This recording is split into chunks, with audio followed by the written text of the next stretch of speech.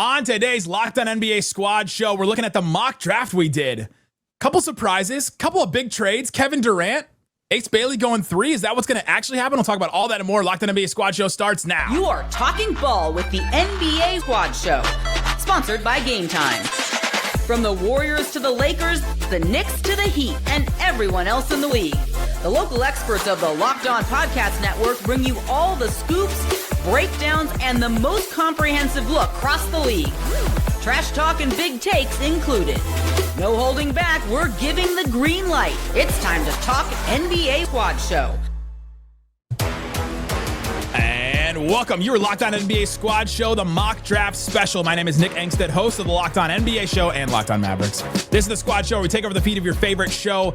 It's an open invite for any host to join and talk about anything they want, as long as it's about the NBA mock draft, maybe some things that actually happen in the NBA, and so on. I'm joined by a glut of NBA hosts. Incredible group here. Cougar Hill, Locked On Pistons. Benjamin Garcia, Locked On Suns. Ben Strober, Locked On Wizards. Mark Farzetta, Locked On Sixers. Walker Mill, Locked On Hornets. Eric Slater, Locked On Nets, who is standing in for the GMs that actually made all the picks and all the trades that the Nets made. Philip Rossman-Reich, Locked On Magic. And Pat the Designer, Locked On Bulls. Gentlemen, we had the mock draft. If you guys haven't listened to the specials we did, myself and Raphael and Wes Goldberg went through all of it. We all made our picks. Each of the Locked On hosts made their picks for their team. And so we went through, did the entire first round. We had several trades. We had 4 trades. We had 5. One of them got rescinded because of reasons that I will not mention, Zion.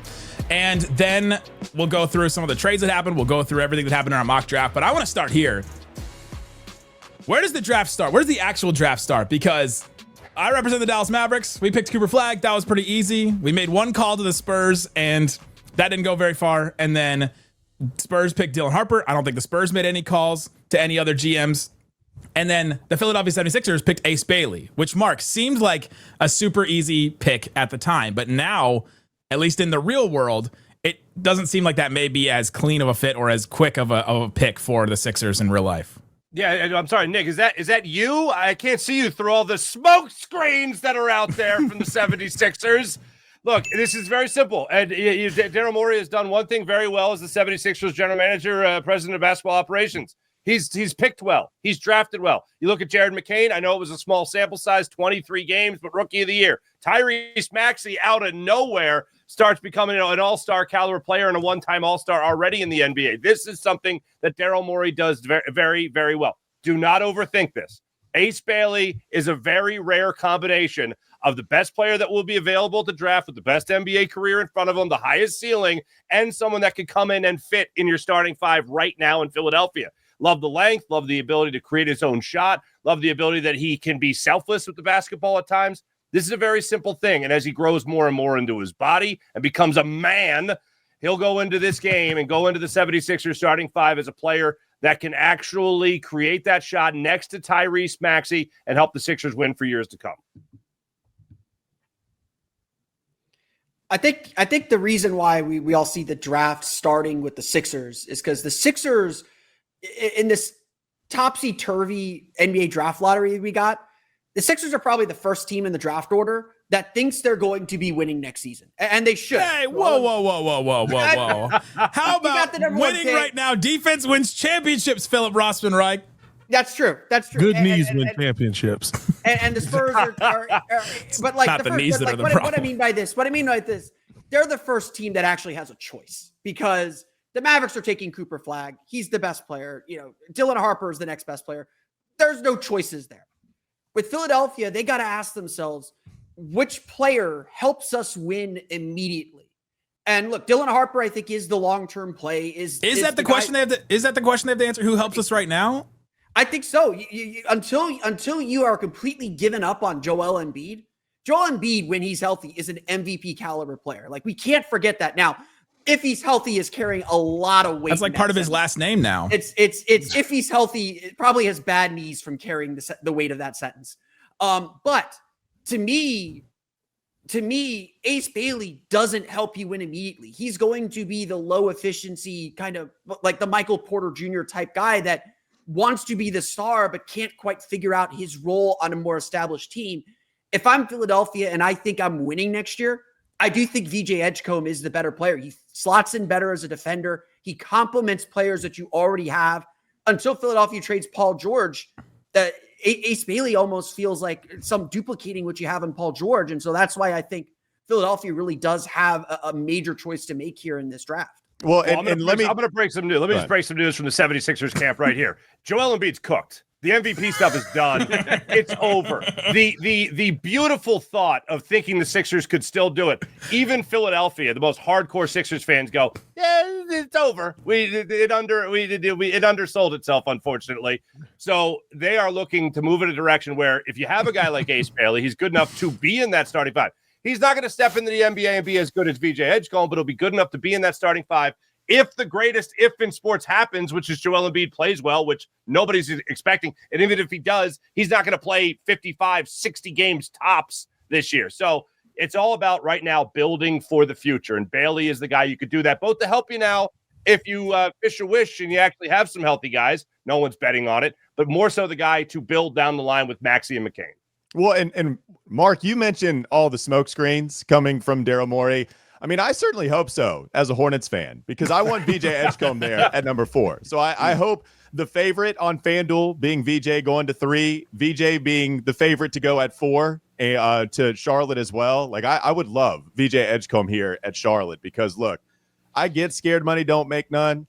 I'm scared of Ace Bailey, man. I'd rather just take the sure thing with VJ, who slots in perfectly with Charlotte. So I do think Philly, we got to figure out, is it the smoke screen? Are they telling the truth with VJ Edgecombe and the meetings and the flying in Tyrese Maxey? How real is all of it? It seems pretty real if they're asking Tyrese Maxey to fly in. I do want to spin this, though, just a little bit. So I agree that Dylan Harper is in a tier by himself in the second tier of this draft. If Cooper Flagg's number 1, Dylan Harper is in a tier by himself, and then you have all the shooting guards and whatnot in tier number 3, whatever it is.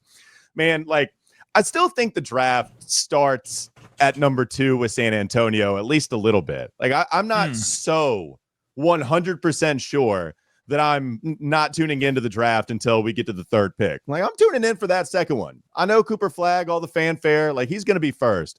But I'm still tuning in to see what San Antonio does. There's still a lot of options there. Okay, you're telling me that they are so sure about Dylan Harper, Stephon Castle, and De'Aaron Fox to pair with Wemby that it's just like, nah, all good. We're just going to take them, and we don't need to trade back a couple spots just to collect more assets, especially if you're looking at KD, right? Maybe, okay, you trade back a few spots, whatever. I don't know. Maybe Charlotte would trade up to go get Dylan Harper at number 2. And then you wouldn't have to slide back all that far. Now you take somebody that fits a little better with the backcourt that you already have. And then the Kevin Durant stuff is still here. Like, I think that's very interesting. So, yeah, man, San Antonio, I'm going to be tuning in for what the Spurs do at 2, whether it's a trade back or whether they shock everybody and take somebody. It's just not Dylan Harper. Anyone see the ESPN mock draft today?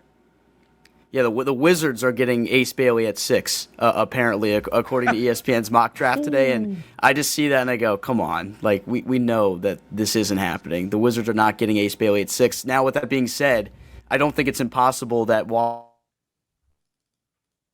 trading up at this point, I think because the Wizards, where they are as a franchise right now, they are not in need of a player that is going to help them win games right now. In fact, the Wizards need to lose even more next year because if they don't have a top 8 pick next year, that pick goes to the New York Knicks.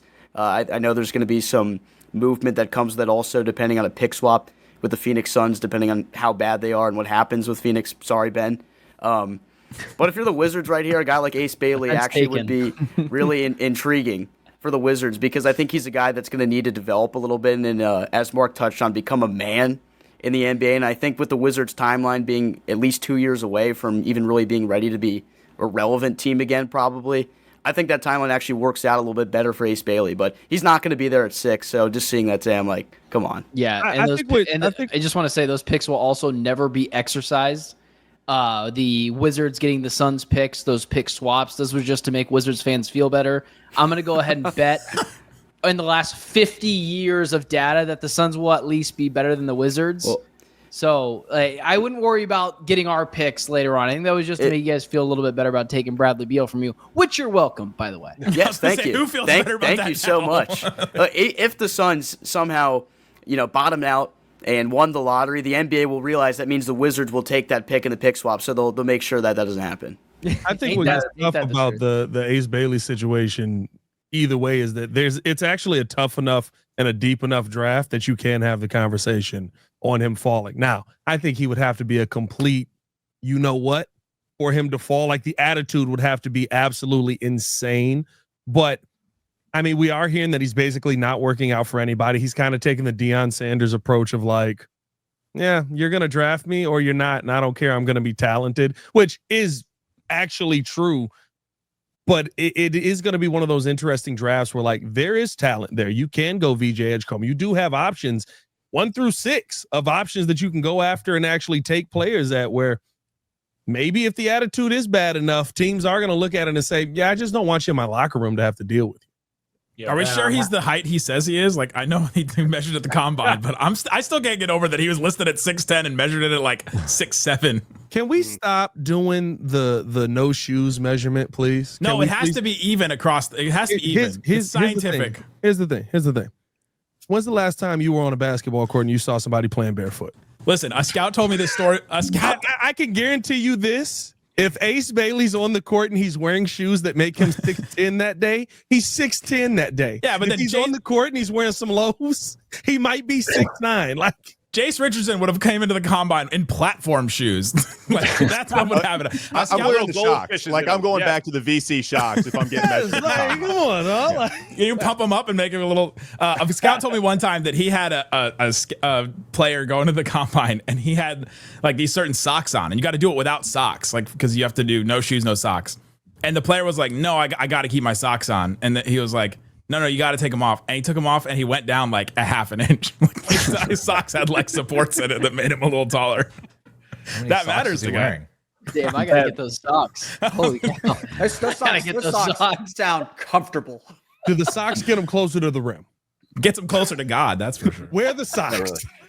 Coming up, the real Kevin Durant may not have been traded yet, but we traded the fake one in our mock draft. Where did he go and for what? And the team that traded for him said they got fleeced. We'll talk about that and more coming up.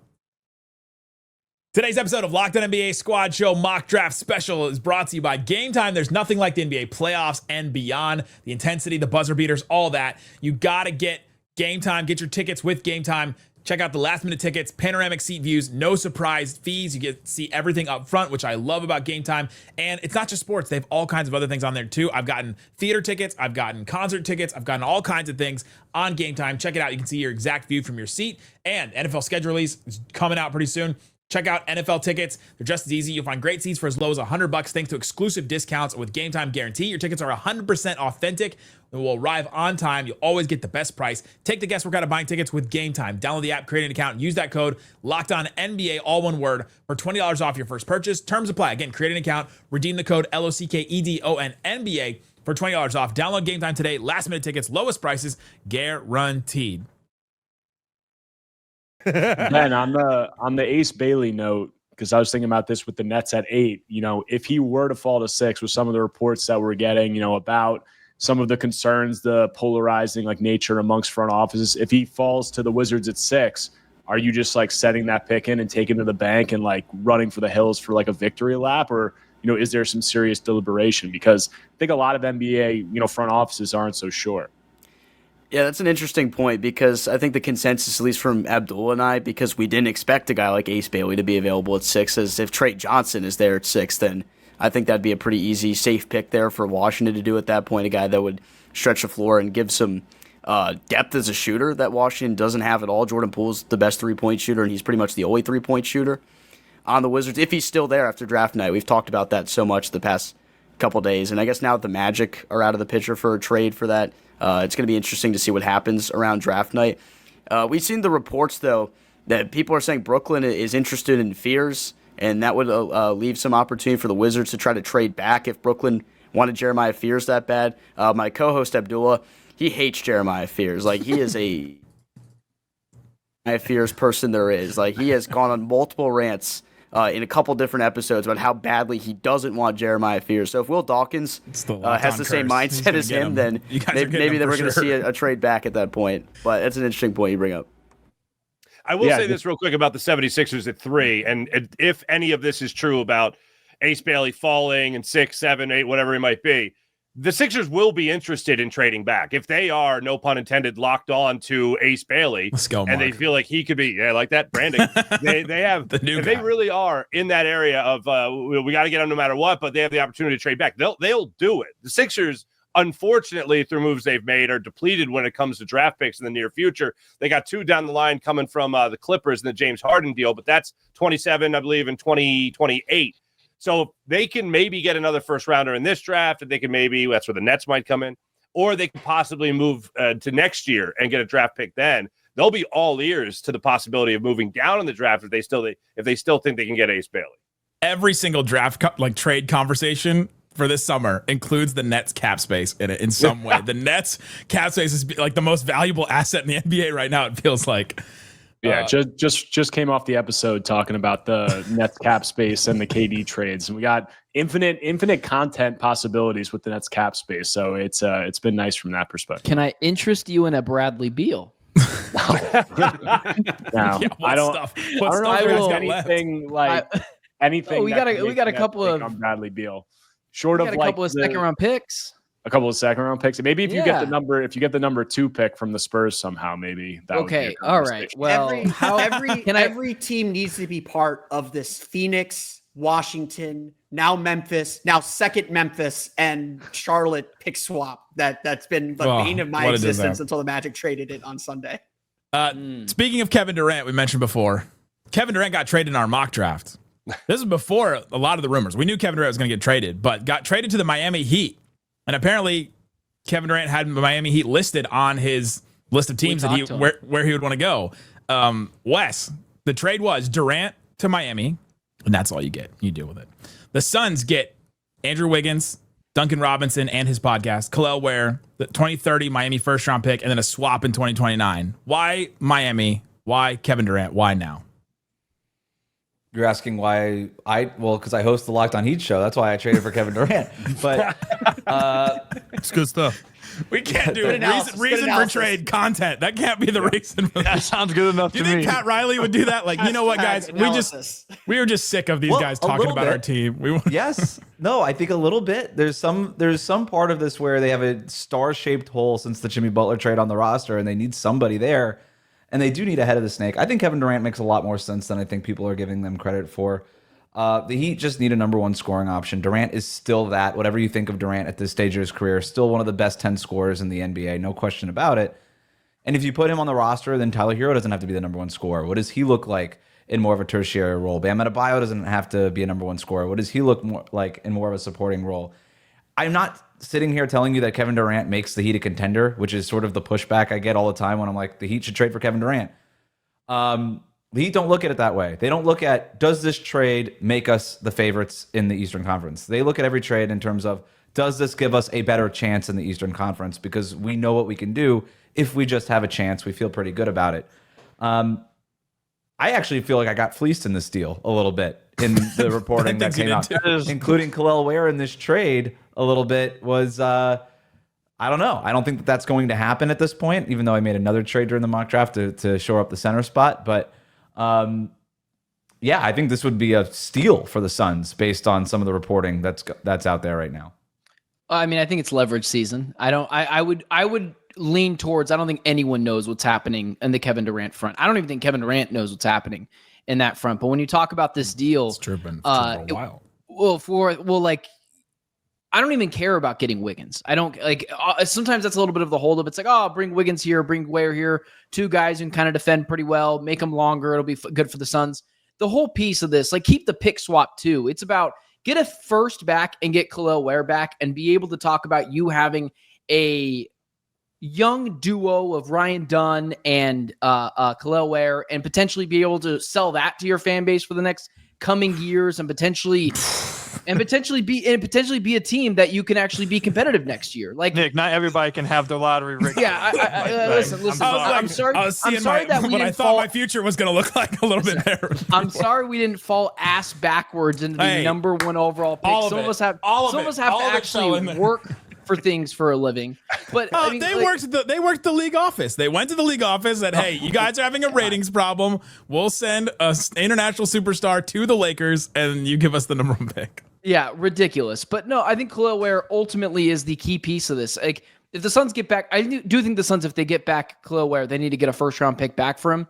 But if you send Terry Rozier, Duncan Robinson, they're going to decline his, I think it's a non-guaranteed deal. And like 50% of it's guaranteed. Yeah. Yeah, the Suns are going to do that to get out of the second apron. Yeah. It's all about money. It's simple dollars and cents. Duncan Robinson is a key part of a Kevin Durant trade to Miami. He almost, and it's weird. I feel like that gets so overlooked in this. It's not the number one thing Miami has in a potential Kevin Durant trade, but it is a thing that the other teams like Houston, San Antonio, Minnesota, they don't have that piece where it's like, here's $10 million of savings before we even get to the tax multipliers of this and you being able to duck the second apron.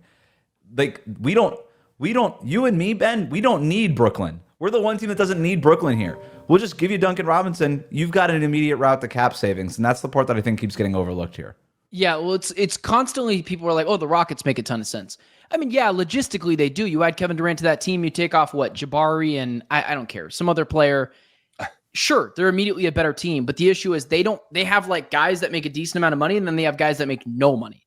And so if you're the Rockets, if you're a team that's going to give up Dylan Brooks and Tyree Eason and Jabari Smith just to make a trade work, you're giving up far too much to get Kevin Durant there because the cap savings just aren't there. So the Miami Heat make a lot of sense. The Spurs did as well if they'd quit being cheap asses and give the Suns legitimately anything back instead of, I mean, when Jeremy Sohan becomes unavailable, the Spurs are the only team in the NBA who are the 12 seed that have 15 players that are untouchable. Like, that's it is like actually Taylor Horton Tucker was untouchable. And it's actually ridiculous. So I agree with Wes here. If anybody wants him, he's very touchable. Touchable now. He's touchable now. Wes, what's the when you talk about Duncan Robinson and the route to cap savings for the Suns, what were you referring to there? Duncan Robinson's contract is worth $20 million, but 50% of it is guaranteed between now and the end of the month. So if Miami and Phoenix pull off a Durant trade by the end of the month, Phoenix could just waive Duncan Robinson. They'd eat $10 million, but they would be saving $10 million, and that's enough to get them under the second apron. We're already eating like $40 million in terms of coaches, so why not just add it to the tax bill at this point? But Duncan Robinson, you could probably, it's so much money that you could probably just write Duncan Robinson in and still make that part of the finances. We're thinking about doing that with, I think we're thinking about doing that with Bradley Beal too. Hey, listen, man, I'm going to keep advertising him on the show the entire time. If anyone wants him, I will personally drive him over to your house. Bradley Beal? Yeah. That's former. He's the one that jumped on the table for the Wizards.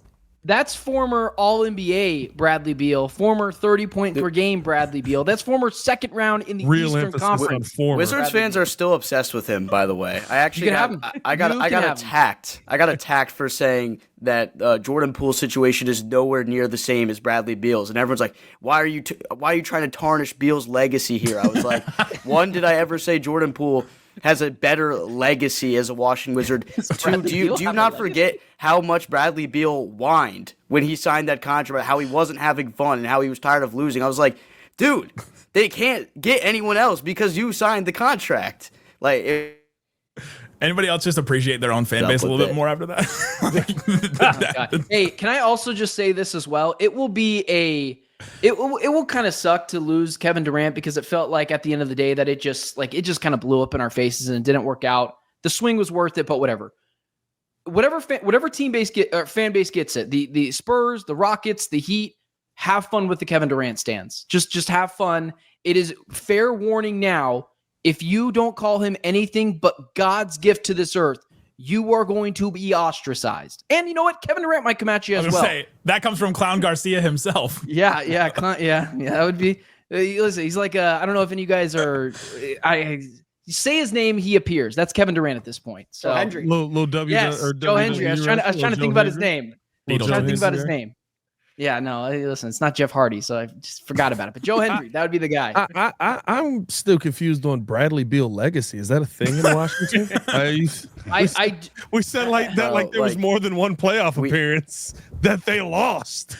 They had a nice duo with John Wall. They made the playoffs 3 times or 4 times technically. I guess he made the playoffs with Russell Westbrook in 2021, which seems like the weirdest year of all time because Russell Westbrook was actually insane the final stretch of that season, and I feel like everyone kind of forgets about that. But no, Beal's legacy for me is a guy that was not clutch, set the franchise back for 5 years. So why are you that's tarnishing his legacy? I don't Just know. double down. Just double down on the I'm tarnish. just trying to figure out Bradley Beal legacy. Walker, does that count as a legacy?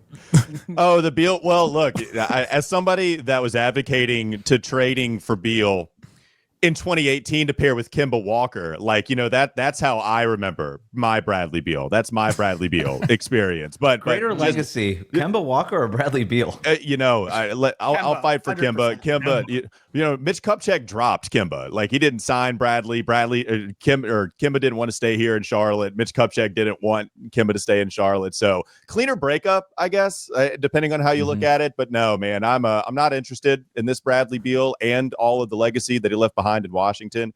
I'll just stick with LaMelo Ball. $40 million a year contract. I'd rather have a Gerald Wallace legacy on my team. You damn right you would. The guy that kept the lights on in Charlotte. Damn right you would. The Wizards have nobody with legacy other than 1978 team. Oh, Wes Unseld, come on. Wes Unseld, and then his son becomes the coach, and then he gets run out of town. Wes Unseld and Bob Dandridge in this household, guys. Coming up, we find a way to still talk more about Bradley Beal, and each of the teams goes through what picks they made, which ones they liked, which ones they didn't on this mock draft special. Coming up.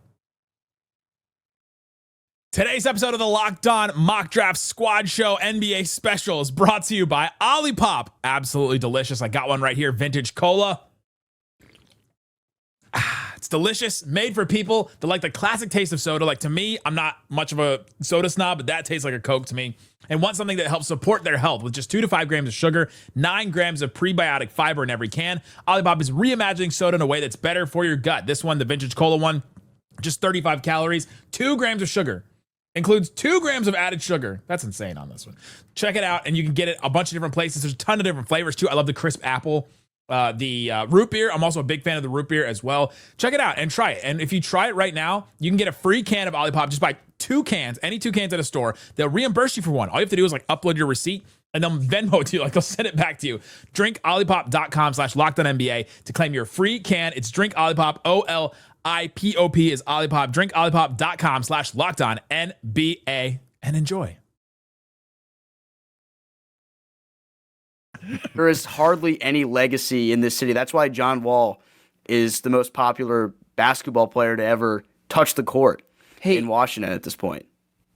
Just while we're on the subject of everyone else having a better time than I am in Phoenix, are we seen as a clown show? My friend, to everyone else, I am a Bulls fan. It's not that bad. You had Michael Jordan. You won 6 straight championships. I don't want to hear your yapping. We haven't won anything. 75 years. Hold on. I need everybody to stop. I need everybody to stop. Walker is also in the room. Here comes the oppression. I need everybody to stop. Everyone. I'm sorry that the Suns made it to the finals 4 years ago. I'm sorry that the Bulls have 6 championships. I'm sorry. I really am. Those 0 conference finals appearances, it's nice to fall back on that, but I need everybody to bring a tinge of self-awareness here when the Hornets are in the room. Walker. Just a tinge. Yeah. Walker. Your I think you win if your franchise team leaves. Yeah. No, the good team left. The good team left. Yeah. That's I was going to say, they kind of did. Yeah. Your franchise has the best starter jacket in NBA history. Purple and That is teal, a legacy baby. that cannot be replaced. We have Hugo the Hornet. We have purple and teal. And they left us, so then we got this weird other logo. It's fine. Wait, Grandmama. Don't forget Grandmama. That's Pelican's legacy now, Muggsy technically. Bogues was in Space Jam. Several people in here were not born when that happened. You have Eric 2 Collins. people in Space Jam. You have the best play-by-play commentator in the NBA. You have Eric Collins. Fair. There we go. Shower. Yes, please tell me about all the good things. Now it's better. You're right. I feel bad for Bulls fans now because we have Eric Collins. You got the best ball brother. Adam Amin. I do. You have the best ball, bro. And we had Calls LiAngelo. every sport well. We had LiAngelo too. So he has a rap song. I want to talk about the Nets because It's a rap song. I want to talk about in that corner. And Master P. Did everybody forget? All right, I'm done. I'm sorry, Nick. Take me, please. I'm sorry. Master P is getting I'm sorry. I'm sorry. positives for sure. Yeah. Ice Cream Man. Ever heard of it? I still can't get over Koo calling it the oppression Pretty Olympics. good. This happens every year around this time. We start getting engaged, and who has it worse? It's all. And then you lose because I'm a part of it. And then you guys lose. Yeah. All right. Sorry, and Nick. if Matt George from Locked On Kings was on here, he would run circles around everybody. You would just Yeah. I firmly disagree. I don't know. Missing a conference finals or never making a conference finals. Look, man, I can go turn the light off and get the hoodie out the closet and bring Darth Koo back. How many games? 28 games in a row was it last year? Yeah, 28. Listen, at some point, losing just becomes kind of funny, right? You lose 28 in a row. You're No, like, it don't. We were a world story. No, it don't. Ben, for however bad you think it is now, it can't get much worse. That Ryan Dunn Kel'el Ware team would kick you in the butt. Like that would be a team to cover. I watched the Bulls team and called 82 games where Cam Payne was the starting point guard. Ooh, the tank commander. Yeah. That's right. No, we were trying to win. There was no tank on. We were doing our best to win games. Larry Markkinen, Chris Dunn. Okay, we're going to talk about the Nets because this is a hilarious situation to me as the one that was running this mock draft. So we had Adam Armbrecht and Doug Norrie were running Locked On Nets. And in between the time when they left the show and Eric joined, Doug made all these trades and Adam made all these trades. They got 6 first-round picks in this. Eric, you had to answer for all of those first-round picks and those trades. This is the time to do it. Did you like any of them? Or did you hate any of them? I asked Doug and Adam what was going on. What was the rationale behind that? And I think they blamed whoever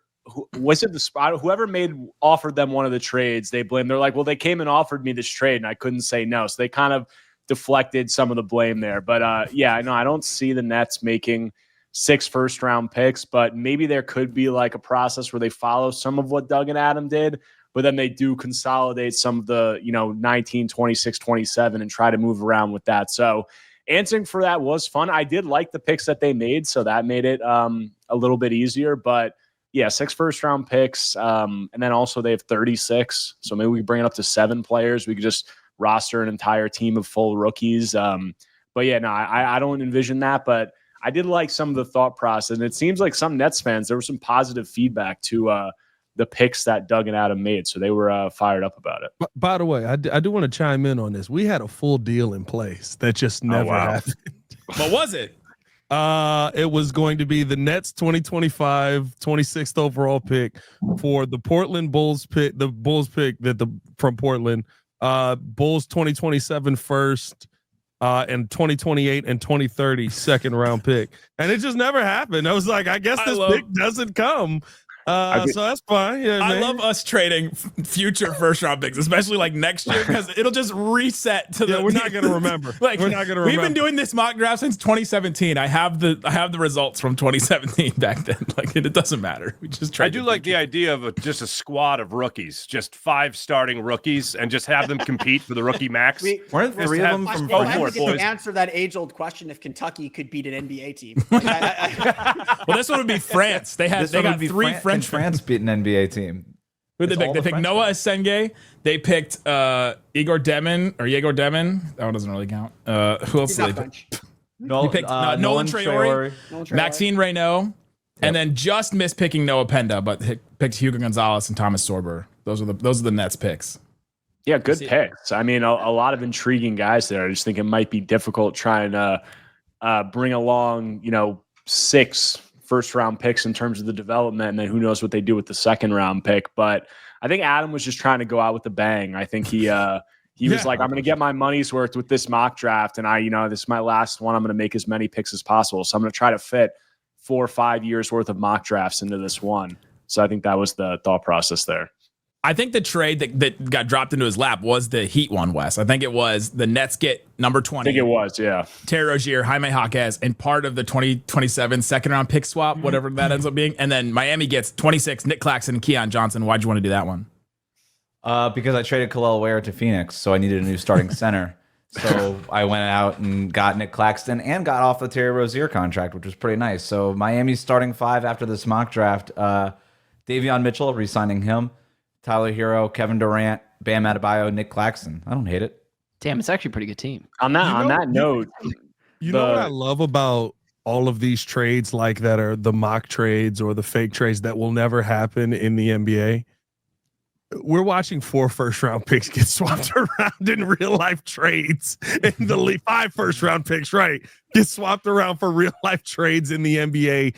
Rudy Gobert went for like 1 million picks. Kevin Durant still paying off that deal. Like there are real Bane. NBA GMs operating like us 10 in this chat right now. I always tell people this, like if the obvious trades that we all thought would happen, they'd all happen. The obvious never happens. Like I was like, I'm going to talk about Anthony Simons, and in this mock draft, I traded for Anthony Simons because it was the obvious thing to do. And I was just like, look, there's going to be something that we don't know is even possible that's going to happen, and that obviously happened Sunday afternoon or Sunday morning with Orlando and Memphis. So can I ask Eric, like, what did you think about that deal? Taking that 1 year for Rozier, get off the Claxton contract, move up 6 spots in the draft. Honestly, there's been so many deals. Like, you guys ever see that GIF of like Alan from The Hangover with like all the equations like flying up? Like, I'm trying to follow it all. There, Adam was wheeling and dealing. Say it one more time. What was the deal? So it was Rozier on he's got 1 year left, so he's expiring for Claxton, who I guess has 2 or 3 years left. And then you moved up 6 spots from 26 to 20 in the draft. I think that's way too little for the Nets to be giving up Claxton. And I mean, you're taking on a salary dump and you're giving up one of your best players and you're only moving up 6 spots in the draft. Like I've seen, I mean, I know with NBA trades, I think every fan base, like you'll make trades where multiple fan bases say they're getting screwed on both sides. That's just like how it works. But I think the Nets don't have to trade Claxton right now. Like he has 2 years left on his deal or 3 years left on his deal. The final 2 years are descending and it's going to be, he's going to be making below 11% of the salary cap in the final year of his deal. So I think that he could have some value. And he's coming off a down season. So they don't have to trade him. Like, I don't know if that deal, I'm not sure about that one, especially given the quantity of picks the Nets already have. But I do think there are a lot of frameworks involving the Heat, the Suns, where Claxton could be involved. And I don't think that's something that the Nets would shy away from. I just think the price would need to be right. And moving up 6 spots in the draft while taking on a salary dump and giving up Claxton, I don't really think the juice is worth the squeeze there for them. I will say we negotiated it until right at the 20th pick because I think he was hoping that that Maxime Reynaud guy would fall to 20. And then Raphael loves that guy. Yeah, big fan of him. Yeah, he should go number 1. Yeah, I mean, stretch big. I know, they were high on him. I think we've wanted to explore floor spacing 5 for a little bit. So Adam, did what he could to get one there. Anybody hate any of the picks we made in the mock draft? Like anybody look at one and be like, I just don't get that? I mean, I'm not a Jaeger Demon guy, but that might just be a Magic specific thing. Just because he can't shoot. Am I allowed to hate my own pick? Yep. The board didn't fall the way I thought it was going to fall. So Drake Powell, the North Carolina guys, I mean, you're just basically trying to get bigger and find someone that can play both sides of the floor because last year you couldn't find anyone. So at 29, where I'm thinking you might be able to get someone that you actually like, it's a lottery pick, like in terms of the worst kind of, you're just getting a big guy on both ends of the floor that hopefully can translate because the Suns team needs they need like 5 3-and-D players, but they need to start with 1 and kind of thought even Reynaud might fall to them or, maybe a guy like Jace Richardson could fall because he's small. Again, not a 3-and-D guy, but at least somewhere where there's a little bit more of a ceiling. Yeah, well, just so we're clear, if the Suns trade for the 10th, 14th pick, just not pencil in Sharpie and Jace Richardson, which I'd be cool with. But there's not a lot of high ceiling guys. You really are taking a lottery ticket, and at that point, it kind of sucked because even the kid from you mentioned him a second ago. I think he's a France kid. He can't shoot worth a lick, but I think his name's Ben Penga. Him. No Penda.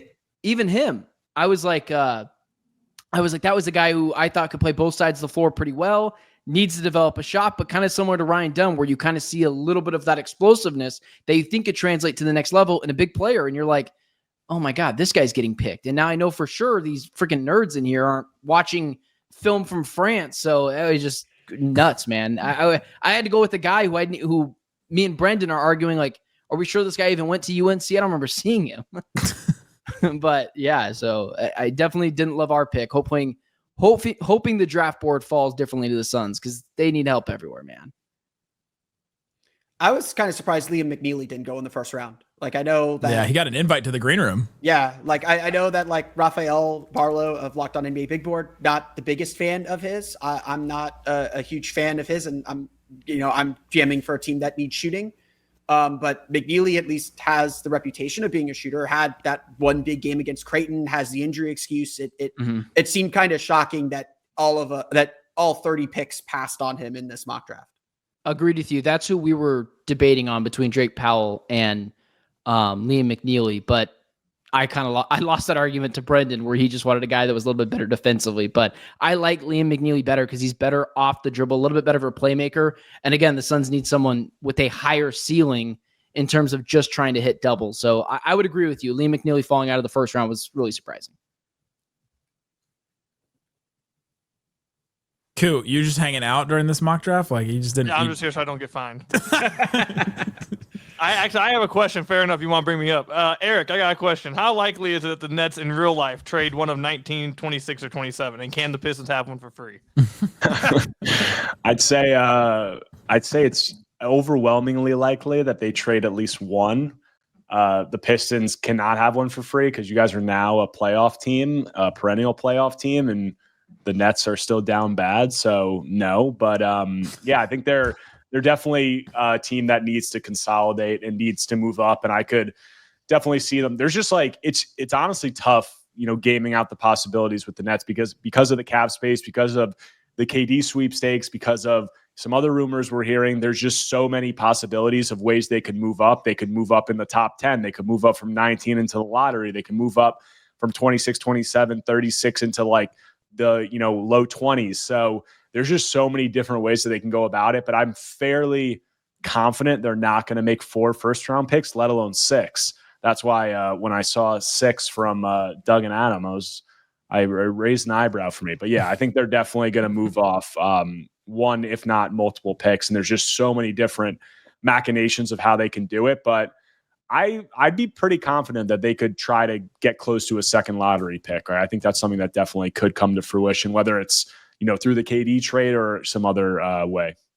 I'm just curious, what would you be looking for, Eric, in a KD trade? Because I think it's absurd as well to take 4 picks in the first round. But if you're looking to facilitate that trade, like say with the Rockets who don't have a lot of money, what does that look like for the Nets to feel like? Because I see Suns fans put stuff out there like, all right, we'll get Cam Johnson, Nick Claxton, and like let's just throw them. Let's throw them a bone. Let's throw the Nets a first round pick just because they're good guys. But what is the tangible assets the Nets would need? I mean, it all depends on the team that is getting KD and what do they have to offer. Because if you look at what the Suns have to offer, they don't really have jack to offer. So that needs to come from them getting something from the other team and then that being rerouted to the Nets, for taking on a salary dump, whether that player is from the team trading KD or whether it's from the Suns. I've literally spent the last couple of days just trying to come up with some, potential hypothetical trades, 3-way deals with this. And if you're looking at it from the Suns' perspective, like the salary dump guys, it's probably Grayson Allen is the guy you're probably looking at, maybe Royce O'Neal. Like those are the guys. So there's a lot of versions of the deals. Like, for example, if the Spurs are in the deal and you end up getting 14 from the Spurs, maybe the Nets take on Grayson Allen and give, the Suns 26 or 27 and they move up to 14. So, in return for taking on Grayson Allen and the 3 years left on his contract, the Nets move from, the late 20s to 14 and the Suns get whatever else is there. But it's ultimately going to depend on how much the Suns are, able to get for Durant, because the more they get for Durant, the more assets they have to, potentially attach to a salary dump and give it while, having stuff left over for themselves. So I think that that's the way that I see it playing out. I also think there's a lot of frameworks where, the Suns want a center, Claxton maybe goes, but if you give Claxton to, the Suns, they're going to have to give up a larger chunk of what they're getting in the package for KD going back to the Nets. So there's a lot of different ways that I could work out, but I think that the one thing that's certain is the Suns are going to try to get below the second apron. And I think that the Nets present a pretty clear pathway for them to do that, but it's going to come at a price. So what that is going to be the question. All right, let's go ahead and send this guy Andrew Wiggins, and we'll call it a day. The trade that the Nets made in this mock draft to get the two extra first basically was Cam Johnson to the Thunder. Nets get Aaron Wiggins, Ousmane Dieng, and the OKC's picked 15 and 24, and then a Milwaukee second in the future and an Atlanta second in the future. Can we all agree that we're not helping the Thunder this summer? Like, I don't think that team needs any more help over there. I mean, unless there was an NBA-wide agreement that they would, I mean, that's a pretty good trade for the Nets. I mean, if you're giving up Cam Johnson, you're getting, you said Wiggins, Dieng, and 15 and 24. 15 and 24, yeah, and 2 seconds. To run to the bank with that one, I don't think that's a heavy price. It's like I mean, pocket change for the Thunder right now. Yeah, that's Wiggins. The Nets have to take the best offer on the table. They can't think about that. Sorry, Mavericks. You guys got to still deal with the Thunder all year. I'll tell you right now, the Sixers already did their workload when it came to helping out the Thunder, or at least not helping out the Thunder, because if they would have finished outside the worst 6 teams in the NBA, their first rounder would have went to the Thunder. Ugh. The Magic apparently started helping the Thunder like back in 2012 or 2013 when they traded Victor Oladipo and Domantas Sabonis for Serge Ibaka, and then gave them their GM back. Yeah, we tried to hurt him with Gordon Hayward. Like it's one of the few trades that they lost. We did our best. Sabotage. We tried Alex Caruso, so I don't think it gets any better than that. Yeah. Where do you stand on that trade now? Because I see all the time people are like, that was the dumbest trade ever for the Bulls. You better not defend this trade. Don't defend it. I mean, I think here's the thing. It depends on if Giddey can continue to be that dude that he was when Zach LaVine left the team. If you end up with a guy who is basketball run, you said what? The March pickup basketball run. Yeah, for pretty much.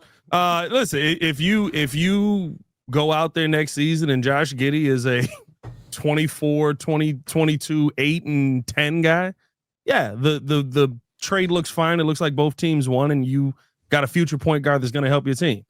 The likelihood of that happening right now, like, we'll see. You know what I mean? That depends on. That is what Josh Giddey looks like when he plays overseas. That is what Josh Giddey looks like when he plays in FIBA with Team Australia.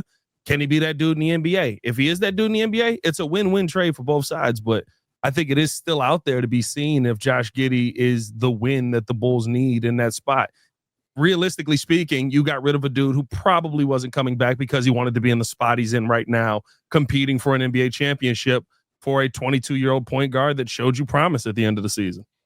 Last 25 games, 20 points a game, 9.5 rebounds, 8 assists, 3 turnovers. Not bad. Pretty good.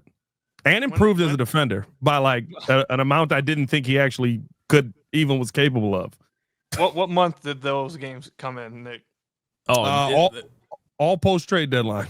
So all post trade deadline. You have to remember though, success for Chicago is very different than success for every other team in the league. Yeah, listen. Trust me, Pistons fans we are well versed in the March pickup run fallacy. We've seen Sekou Doumbouya go on it. We've seen 20+ names convince you when they're playing pickup after the trade deadline that they might be something. So just who else got tricked by a March breakout? I mean, it happens to so many Chicago Bulls. We missed out on Luka because Bobby Portis went on an incredible run. We were tanking all the way. Is Cristiano Felicio fall under that? Is that why you guys paid him, or no? The Bradley Beal legacy Wizards tanking the last game of the season against the Magic when the Wizards were going to the playoffs and actually probably still needed to win that game. Yeah, cost the Magic a tie with Sacramento for number 2, if I'm not mistaken. That's okay. Sacramento got it wrong. Yeah, no, but I mean. Again, that's why I said Matt would go off on the oppression Olympics we had earlier. Yeah, but you don't get You don't get to be okay. You triggered me. You don't get to be. you don't get to hate that your team like just is bad because you're just stupid. Like trading Tyrese Halliburton for. I think Mavs fans were really mad at their team for being stupid for a little while during the season, and never will forgive them. You don't get to say that your team like is in that purgatory. There's nothing good to look forward to because your team's just dumb. You trade Tyrese Halliburton, you trade De'Aaron Fox for nothing because you want to go ahead and get Zach LaVine his back-to-back play-in games, but in each conference. Like you don't get to do that. Like the Hornets, again, They're just there because they're incompetent franchise. The Suns aren't there because we swung for the fences and it didn't work out. Kevin Durant, Bradley Isn't that Beal, being dumb though? No, everyone The Bradley thought Beal thing was being dumb. No, stop it. There was nobody thought Bradley Beal was a good move. No one thought that was a good move. Stop. Nobody here thought Bradley Beal was a good move. Who thought Bradley Beal was a good move? No one. You were the only one who thought Bradley Beal was a good move. You guys are all liars. No one thought Landry Shamet and Chris Paul and a bunch of first-round pick swaps that were never going to be exercised because the Wizards are, where's Ben? A freaking Ben's internet dumpster fire always. They're just there to help. They're just there to help. Bradley Beal took his internet too. Yeah, they're just there because we had to have 30 teams in the NBA, so we had to throw them into the mix. Like, no, the second round picks, Chris Paul and Landry Shamet. The only thing that sucks now is that no one realized that Bradley Beal actually sucks. He's a losing basketball player. No, we all realized that. That's why we were all saying it wasn't a good move. He was an all NBA player. Oh my god. All right, that was back when his salary was only like $25 million instead of $50. Walker brought up 2018. Do you know how old I was in 2018? I did want him. Hey, look, I'm telling you, I wanted Bradley Beal in 2018. I did. That was fine. Did he there lead is the league in old scoring? tape. Yeah. Yes, you said earlier when he said, I wanted Bradley Beal back in 2018. He led the league in scoring. It was either Bradley Wizards. It was either Bradley Beal or the mid-level exception. It was either Bradley Beal or Jordan effing Poole. I think we picked the better of the two, and it ended up not going that way. Jordan Poole won a title. We've been honest. Like Jordan Poole, flexibility. as the third option, would have been exactly everyone in here. I did a whole episode on Jordan Poole. I'm the only person honest in here. No one in here. No one in here Poole's a better thought. player right now than Bradley Beal is. Yeah, it's probably true. It's probably true. The Suns swung for the fences, and it didn't work out. Well, I think you got to did the Suns factor in because when the Suns made the KD trade with the Nets, the new CBA hadn't gone into effect yet, but then they made the Beal trade, and it was known what the restrictions of the new CBA were. Which is You're trading for a dude who makes. We traded Chris Paul and Landry Shamet. But I'm saying you brought in a guy. The names don't even matter. The numbers, the numbers of the contract that you traded for. When everyone saw Booker, Beal, and Durant, everyone was like, "You Locked On put us in the first tier preseason team." We do those off of the straight season. We do those off of the FanDuel odds. Ourselves. There were some people who didn't like the deal at the time. Now, if you want to say we're dumb because we're just the Michigan State Suns, fine. But the Kevin Durant and Bradley Beal moves when it happened were not objectively bad deals. Kevin Durant especially. Hey, Nick, go pull up that Locked On episode that we did. Were we on Locked On NBA that night? We were on Locked On NBA. I was like, "Ooh, this makes no sense whatsoever." Oh my god! I want to know. What all right, we got a lot of guys in here who are fans of 38-year-old Chris Paul, who the Wizards didn't even want. They let him go. So Beal also has a no trade clause. Couldn't get him to waive that no trade clause. Well, that's the thing. The episode of Locked On NBA. He just put it over the top for being. Listen, trade clause, and that's pretty bad. All right, listen, knowing There's an episode of Locked On NBA from a year ago, from when the trade happened. Me and Howard Beck, and the title is "Why Bradley Beal to the Phoenix Suns was the wrong move, but right for the Wizards." All this is very triggering though, because back in 2018, you know how many times we played Beal or no Beal? We played that constantly. I advise that steal that content, Ben. Seriously, if you can ever get anybody to agree to make the Beal, steal your content. No, please steal. This is radio, podcasting. Everything is stolen. You can't get a first round pick for free, but you can get some content for free. That's right. We're on the same Beal or team no here. Beal. It's a hit. So everybody loves Beal or no Beal. I can just always say no Beal, right? And just take what's behind door number 2. That's what I would do. I would say no Beal. Chris Paul and Larry Shamet behind door number 2. This guy couldn't even pronounce Landry Shamet's name correctly. He knows he's so bad. Who cares?